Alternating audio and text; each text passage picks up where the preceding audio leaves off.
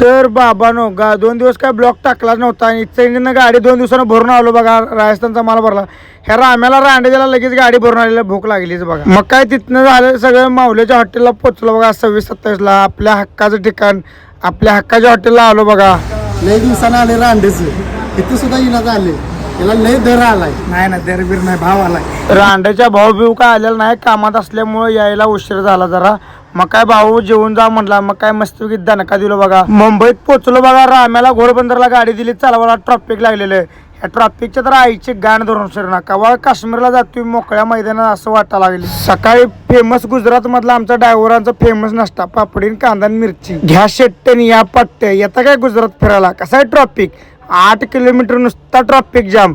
त्या आईची गाण धरून ट्रॉफिकच्या. माझ्या साईडला जरा कमीच ट्रॉफिक लागलं म्हणून कमीच शिव्या दिल्या, नाहीतर ट्रॉफिक माझ्यासाठी लागला तर शिव्याचा धुरळाच पडला असता.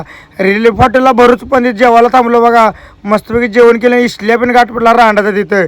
इसल्याचीच गाणं मारली सगळे बेलाला. मग काय तिथनं आलं बघा. कसा आहे नजारा एक्सप्रेसचा. एक्सप्रेस पाजाला राम्यानं रांडाच्यानं उठा म्हणला आता एक्सप्रेस आपला गाडी चालवायला बसा.